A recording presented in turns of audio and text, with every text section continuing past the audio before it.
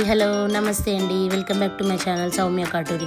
మళ్ళీ కొత్త వీడియోతో మీ ముందుకు వచ్చేసానండి. అదే కర్డ్ రైస్. ఎండాకాలంలో చల్లగా కడుపులో ఎంతో హ్యాపీగా ఉంచడానికి, మనల్ని చలువ చేయడానికి పెరుగన్నం తింటాం. ఎలా చేయాలో వీడియోలోకి వచ్చి చూసేయండి. ఈజీగా ఇలా అన్నాన్ని ఫస్ట్ మెత్తగా ఉడికించుకోవాలి.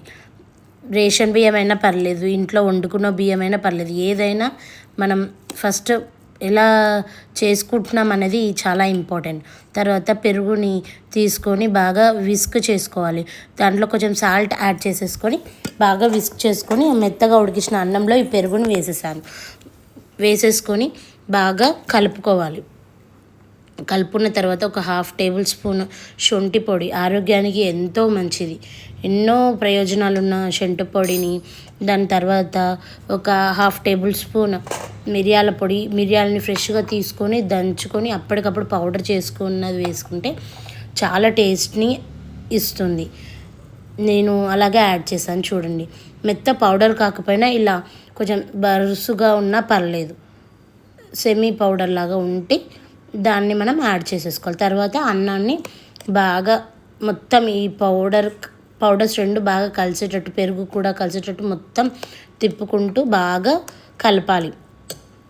దాని తర్వాత మనం పోపుకి ఒక గిన్నె స్టవ్ మీద పెట్టేసుకొని మంచిగా పోపు వేసేసుకోవాలి. ఎంతో ఈజీగా, టేస్టీగా, హెల్తీగా ఇలాంటి రెసిపీస్ చేసుకొని ఎండాకాలంలో మనం తింటే కడుపుకి ఎంతో మేలు చేస్తుంది. ఎన్నో ఆరోగ్య ప్రయోజనాలు కూడా ఉన్నాయి. పోపు కోసం ఒక చిన్న గిన్నె పెట్టేసుకొని స్టవ్ అంటించేసుకొని ఆయిల్ వేసుకొని కొంచెం జీలకర్ర, ఆవాలు, మినప్పప్పు, 2 పచ్చిమిరపకాయలు, ఎందుకంటే ఆల్రెడీ మనం మిరియాలు వేసాం కాబట్టి ఘాటు ఉంటుంది కాబట్టి కొంచెమే పచ్చిమిర్చి, కొంచెం ఇంగువ యాడ్ చేసేసుకొని అది బాగా వేగిన తర్వాత ఆ పోపుని, కరివేపాకు కూడా యాడ్ చేశాను. ఆ పోపుని తీసుకెళ్ళి అన్నంలో వేసేసేయడం.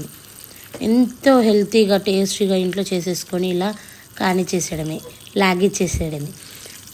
నా ఛానల్ని మొదటిసారి చూస్తున్న వారైతే please like, share and subscribe చేసి మీ విలువైన ఫీడ్బ్యాక్ని కామెంట్ రూపంలో నాకు చెప్తారని అనుకుంటున్నాను. థ్యాంక్ యూ ఫర్ వాచింగ్ అండి మై వీడియోస్.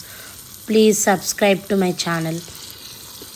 మరెన్నో కొత్త వీడియోస్తో ముందుకు వస్తాను నేను. ప్లీజ్ కామెంట్ చేయండి, సబ్స్క్రైబ్ చేయడం మాత్రం అస్సలు మర్చిపోకండి. కింద ఉన్న బెల్ ఐకాన్ని కూడా నొక్కేసేయండి. థ్యాంక్ యూ ఫర్ వాచింగ్ అండి. ఇలా ఎండాకాలంలో మనం వంటలు చేసుకొని పెరుగన్నం చేసుకొని తింటే హ్యాపీ.